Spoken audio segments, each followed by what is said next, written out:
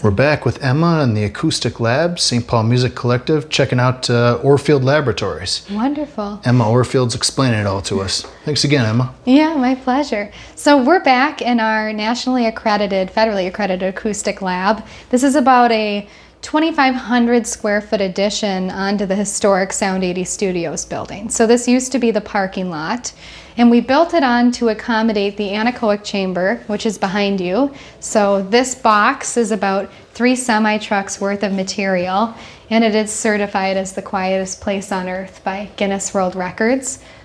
We've had that record since 2005. And we also built a suite of 3 reverberation chambers. So we're one of the only accredited labs in the country that have rooms that represent both sides of the acoustic spectrum. Cool. Anechoic means anti-echo, so it's 100% absorbent of sound. And then a reverberation chamber is 100% reflective. Sure. I think Les Paul and like Capitol Records were building echo and reverb chambers as far back as like the 30s or 40s, right? It certainly could be, perhaps even before then. So, and then the anechoic. Yeah, so this is a reverberation chamber. Ooh. So this is about a 5.5 second room. And as I'm sure the recording will be able to tell, speech intelligibility is an issue. So I'd love to strum a guitar in here. Yeah. So there's 3 reverberation chambers. This is the main one. There's also another one on the other side of these doors, and then there's another one downstairs. So the space is largely used for sound transmission and sound absorption testing. So if we were to be hired, for example, by a wall manufacturer, we would split these 2 doors in half, and then we would build the wall in place of the doors. We blast sound and test from the other end how much remains. So we do a lot of testing with regard to speech privacy. So if an architect is building a building, ideally they're using materials that have been properly tested for speech privacy, so you can't hear your neighbor, for example. Sure. Same thing with floor materials. So if we were to test a floor, we would pop this out, and then we'd build the floor, blast sound, and test from the lower end how much remains. And these are all diffusers around us hanging, and this is a boom microphone. Diffusers of what? These are all hanging metal diffusers. Yeah, and they're part of what creates the sound in the space. Otherwise, it's just the foot-thick concrete walls that also contribute to it. So there's nothing in this environment that sound can be absorbed by. Okay, it's all supposed to bounce. Yep.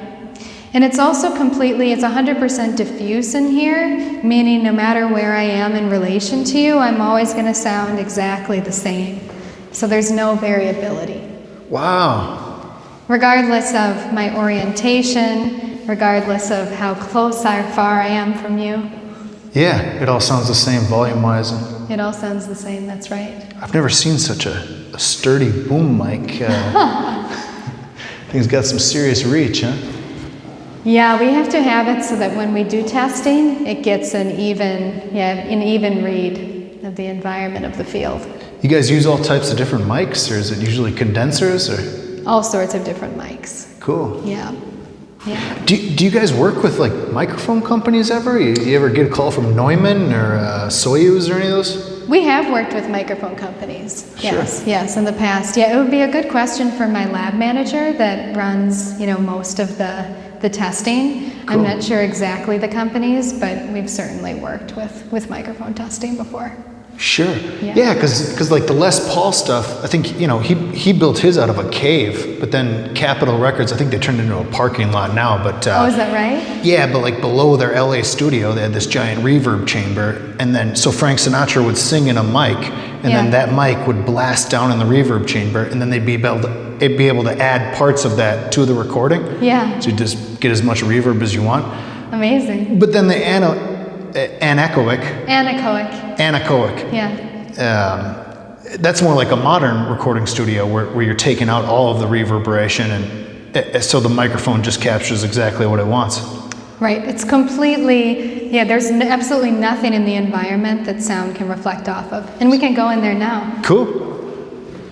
Yes, you get a completely, which is what modern engineers these days really like. They're just a totally dry sound so they can shape it to whatever they want digitally. Right.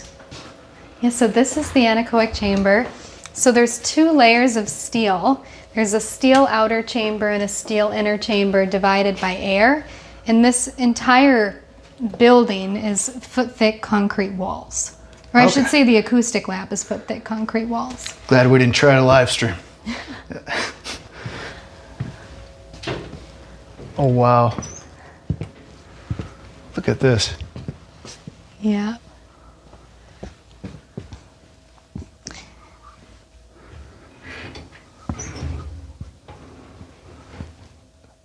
So I think it was first reported that it was -9 decibels, and now you're up to -23, is that right? Yeah, so our first record was -9.4, and then it was -13, and now our Guinness record is -24.9. Wow. Yeah. Do you mess with like where the blankets are specifically and stuff sometimes, or is that all? No, those are there for sessions when people come in here, so if they want to use those, but small things like that are not perceptible to the user. If we're doing testing, accredited testing, then the environment needs to be dialed down, but microphones can detect a lot more than we can. And so even this floor, which is in right now, which is plywood, it's really bouncy, you guys. This feels almost like a trampoline in here. Yeah, so we're suspended on airplane cable, and each one of these cables can support 1,500 pounds. No way, it's skinny little ones? Yeah. Wow. So if we were to take the plywood out, which is in 3 pieces, we're required for testing to have plywood in, so the natural condition of the anechoic chamber has no floor at all. It's just suspended. So there's 2 primary types of anechoic chambers. Some are hemi-anechoic, and they have permanent floors. Oftentimes they're concrete. And then there's a full anechoic chamber, which this is, which has no floor. Yeah. Nowhere for the sound to bounce off of. Nowhere for the sound to bounce off of. It's ironic though, because when you do acoustic testing for products, it's always required that you have a reflective plane, because in the real world, one thing is always going to be true, and that's that the product isn't going to float in space. You know. Cool. So this is a floor that we use for that. But yeah, I'll shut this. It's a little bit spooky, huh? It can be. Is there it seems like every other YouTuber that they're always trying to beat some record or something. Is there an actual record for who stayed in here the longest? Is there some guy who's insane down in St. Cloud or something? You know, there is no formal record, and we don't accept records.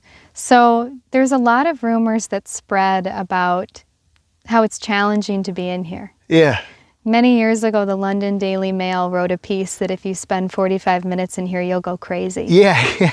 But then you have all these WCCO reporters like beating it or trying to prove themselves or whatever. People love the idea of a crisis, and people love the idea of enduring some type of a challenge. Sure. You know, most of my work here at the lab is about trying to understand the therapeutic benefits for this space. So traditionally, anechoic chambers are used for product testing, and this one is as well. Recently, just over the past few years, I've been building a therapeutics program out of the chamber that focuses on looking at silence, acoustical silence and darkness as a therapeutic modality. So we're both in the middle of federal research. So we're working with the University of Minnesota and the Veterans Hospital on a PTSD study. Oh, that's awesome. Veterans. And we've actually just completed or are near completing the demonstration study part of that, and the preliminary results have just came out. There's actually a piece in the Strib about it, and they've been fantastic. But most of my time is spent with private clients, individuals, traveling from all over the world to spend an hour in silence and darkness minimum in here. And so most of my days are spent with individuals, with groups that are interested in understanding what being in such a low stimulus environment can do for them. And the sessions are usually held in complete darkness. So we Should we try it out? We turn this off. Oh no. So the darkness is absolute. There's no difference between your eyes being open and closed when you're in here. And they're really about taking away your two primary perceptual anchors, so your vision and your hearing. And the question becomes, if I've lost the two main things that connect me to the world, what's left? Because if you and I couldn't see or hear each other, we wouldn't have much of a relationship. Sure. So I think of it as both being equivalent to stepping out of the real world and then wondering, well, since our world has become increasingly noisy, environmentally, politically, emotionally, I mean, on pretty much every level, what if this is an antidote to that? Beautiful. And what if we try to understand not only the therapeutic benefits of silence and darkness and being in a space that has no draft, that has no odor, right? This is multi-sensory silence. This isn't just about acoustics and lighting. It's about everything. If we walk into a space that either has neutrality or absence in all of those areas, what happens to people? Most of the time, 1 out of 100 people will come in and not like it because of the scale of the space. Some people are very uncomfortable, claustrophobic in rooms that don't have windows, for example. Sure. But 99 out of 100 people come in here and they simply don't want to leave. And they report feeling very clear. They report memories resurfacing. They report thoughts becoming more lucid. They report a lightness. They often walk out smiling. So those are all anecdotal responses, things that I've heard from the thousands of people that I've worked with in here. That said, we're looking at certifying this space as a medical resource for lots of sensitive populations, but also everybody, because we're all living in the real world. We're all living amidst the noise. Sure. And we all have the right to escape it, and we don't have access to that. Right. Right. So where I'm, as the director of that program here, this is the first accredited anechoic chamber globally being used for therapeutics research that we know of. And it's certainly the only federal study that's been done globally on PTSD, on cognitive and perceptual disability population in a space like this. And so I'm very excited about the potential, and it's what I see being a tremendous piece of my future. Yeah. Helping people. Beautiful. Yeah. So I said that, the space is about 3 semi-trucks worth of material, and these are all fiberglass wedges. And so that's what's all around us. It's also what's beneath us. And the chamber then sits on 2 I-beams that are each on 3 springs. So we're suspended within a room that's suspended within a room within a room. And you hired the Chicago football team to bring it up here, huh? Yeah, exactly. So if I was to bring a person in here, they would sit down here, and I would often be sitting right there by the chair, or just in that chair. And I talk with them, and I get them adapted to the space. I explain what it's like, what it is physically. I sometimes explain anecdotal responses from people. I sometimes don't. I talk about the fact that this environment isn't meant to take you anywhere, but into yourself, and how it's meant to be a lubricant. So about 4 or 5 years ago, I started self-diagnosing with a variety of sensory processing issues that I knew I had always had since I was a child, but because of my work, I started to understand them more intellectually. And that had to do with some visual processing difficulties and some auditory processing difficulties. And I have had a long time meditation practice. I've actually gone on and off just around the block to Common Ground. Yeah. Which is they're wonderful people. over there, and it's just a wonderful community. But I wondered, well, what if I take my meditation practice into the anechoic chamber on a consistent basis? And so I did. And I committed to doing that for about 2 years. And I tend to be a bit extreme. I was going to say, what's your personal record? Yeah, I tend to be a bit extreme, and I also tend to believe as a researcher that I'm the best person to do research on, because that's the only real person that I have control over. So I started to develop a practice in here in the morning, and I realized that it was like stepping out of the real world. I realized that there's so much unconscious energy that we put towards blocking out perceptual noise. And the important piece of that was realizing that it was unconscious, because my attention started to reorganize itself. And it wasn't that I would come in here and all of a sudden it would take me somewhere in particular. It's that I would come in here with a business negotiation I was going through, and I would be thinking about it more clearly. It's that I was coming in here with a personal experience I was trying to resolve, and I would come in and I would be feeling into that more clearly. I was able to start being able to visualize a great grandparent of mine that I wasn't able to, that I didn't really think about and didn't remember well and couldn't see clearly very well, and that was unusual. Sure. What did you say? Unlocking past memories types. Yeah. Yeah.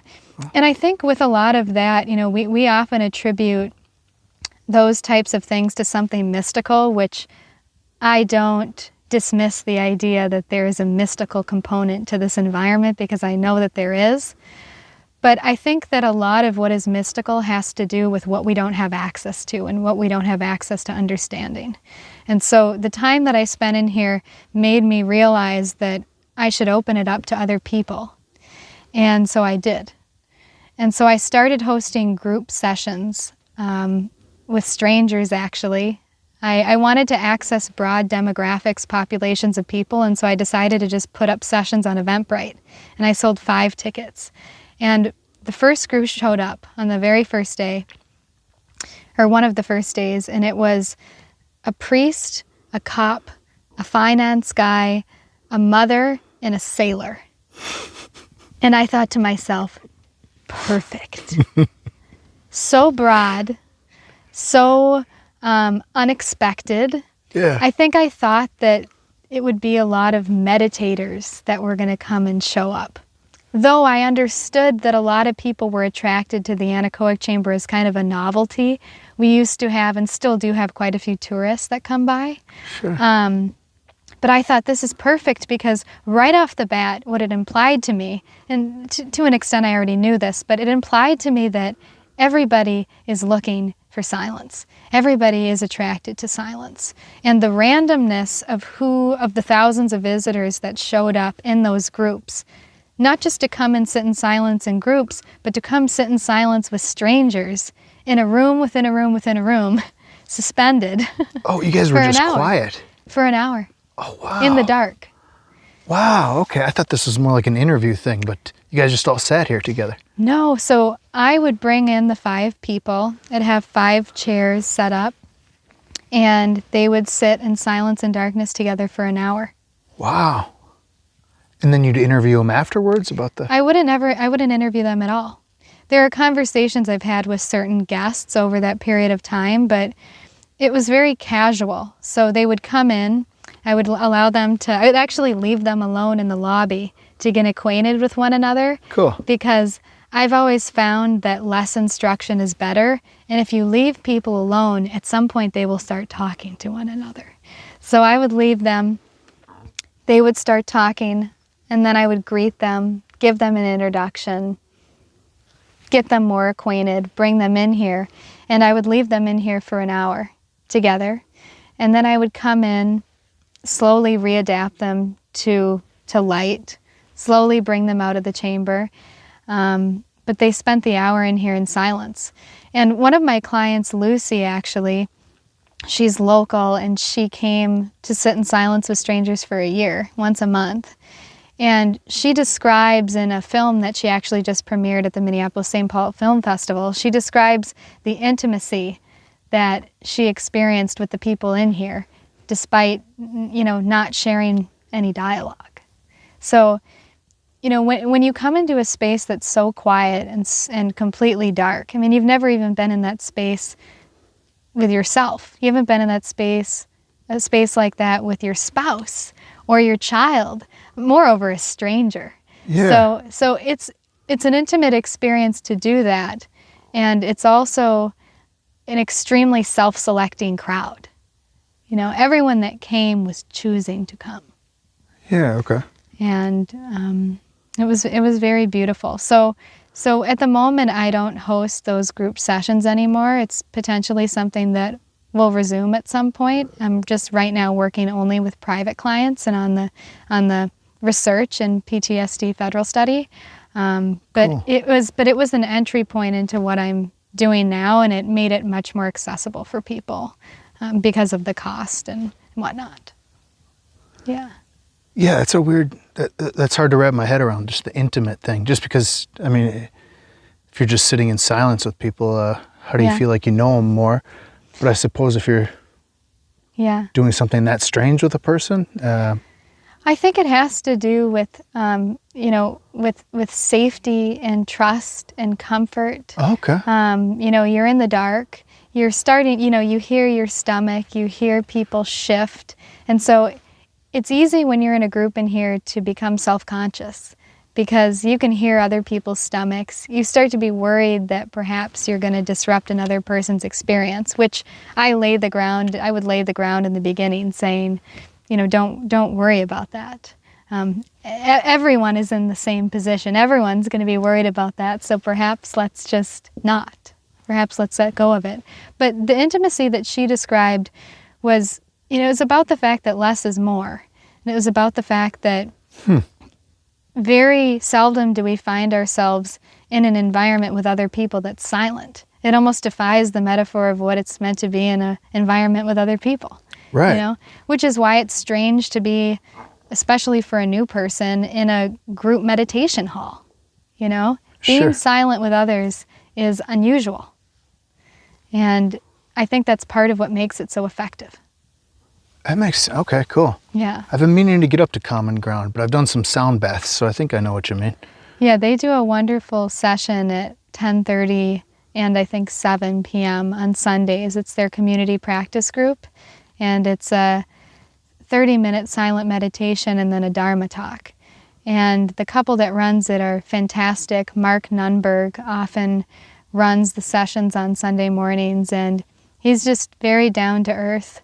And to me, what he says is so simple and just anyone can kind of resonate with it. So I highly recommend it. Cool. Yeah. Yeah, but this is if a person was to come in for a session with me, they would be seated here, either in a chair like this or a recliner, or I also have a Japanese futon that we use. But the risk with that is falling asleep. Laying down on a futon in the quietest place on earth may put you to sleep. You ever taken a nap in here? I have.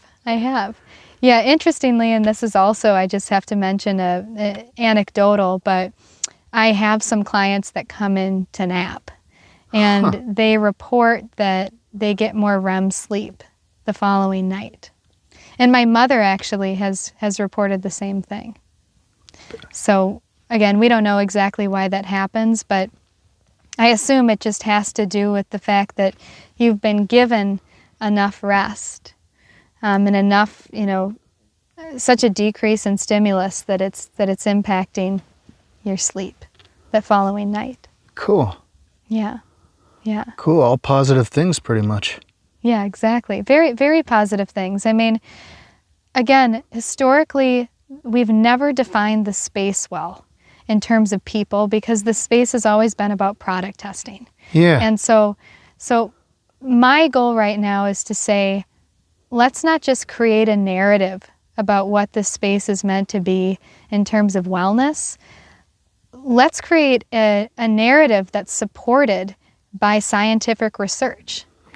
And the PTSD study that we're doing with the veterans is a really significant part of that, because veterans, their PTSD is largely tied to their fight or flight response. Sure. And after they've left the service and they're out in the real world in the day-to-day lives, they can be easily activated by bright lights, loud sounds, traffic, all sorts of things, not because they mimic the condition that caused their PTSD, but because it's perceptually noisy, just as their experience in the military was. Just similar. Exactly, very similar. So when they're coming into the anechoic chamber, this environment is not going to activate them. When we have someone that's hypersensitive on the autism spectrum, that is usually activated by change and noise in an environment, when they come in here, the environment's not going to activate them. So my belief is that a lot of that activation has an extreme amount to do with environment. And I wonder what happens when you eliminate that cue. So Get to the bottom of some things. Hopefully, that's the idea. Cool. Yeah. So how do you feel in here? It's interesting. I think right away it kind of put me off a little bit. Yeah. Just for the first 10, 15 seconds, just not what I'm used to. But Yeah. I think the longer I'm in here, the more I like it. Yeah. I could see him taking a nap in here or hanging out. And then also, I almost brought the guitar today, but strumming in here and then that reverberation room sounds fun. I'm always playing music. Playing music? Yeah, we have a lot of musicians in, and actually somebody yesterday just did that exact thing, musicians coming through. Really? Yeah. Oh, cool. Yeah, the guitar and both. And when we have quite a few kids. We allow people of all ages to come in here, and if we're doing a tour or something, we decide if anybody brings kids in and they're a group, the tour then becomes all about the kids, Whoever's, who we like it to make it accessible for everybody, and the parents end up loving that as well. And so when we have kids in, we have them scream in the reverb chamber, and then we have them scream in the anechoic chamber. Sure. And it's amazing in that space, it's completely diffuse, like I was demonstrating, and so you can hear the same thing everywhere. In this space, if I'm to turn the other way and start talking, you can't hear me as well, because the sound can't reflect off of anything to get back to you. Sure. It's all being sucked in by the, what'd you say, fiberglass? Yeah, they're fiberglass wedges. And this is an antique chamber, so this is from the 60s. And it was designed by the Echol Corporation, and it was installed in a Sunbeam Appliance research facility in Chicago. So it was in the research facility from the 60s into the early 80s, and then the man running the facility decided on 2 weeks' notice to close up shop, turn the research over to the Japanese, and he said to his employees, sell everything you can on the condition that whatever you sell, we're not going to help with getting it out of here. So these are $1 million rooms. And at the time it went up on the market because of the conditions for very little. And someone called my grandfather and said, Steve, I don't know many people that would be interested in buying an anechoic chamber, but I thought I'd call you to see if you'd be interested. Now you have to understand, at the time we didn't have this building. So there was nowhere for an anechoic chamber to go. But he went down, and Motorola cell phones wanted it. Some other companies wanted it, but they couldn't move fast enough. Cool. And so he purchased it. And then my uncle was teaching at the University of Chicago at the time, and they hired the University of Chicago football team to dismantle it. I was going to say, how do you hire a football team?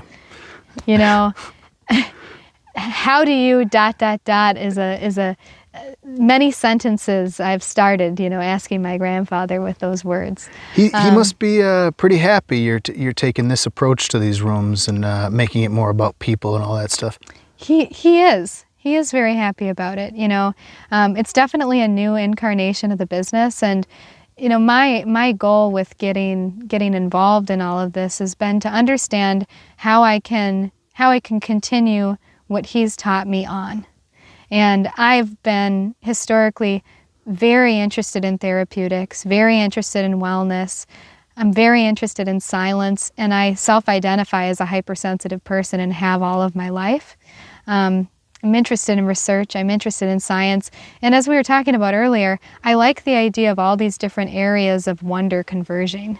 Yeah. Science, mysticism, spirituality, technology, all of that. I'm also very interested in technology and follow tech very closely.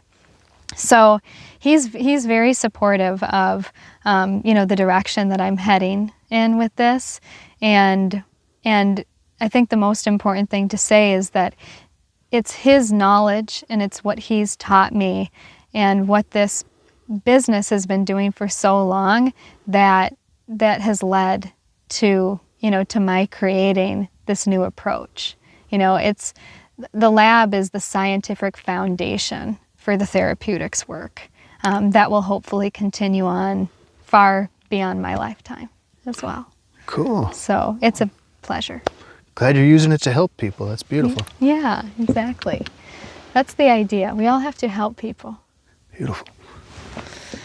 All right, should we go check out another part of the building? Yeah, we can. Let's see how we're doing on time. All right, stay tuned, folks. I think we'll have more for you soon.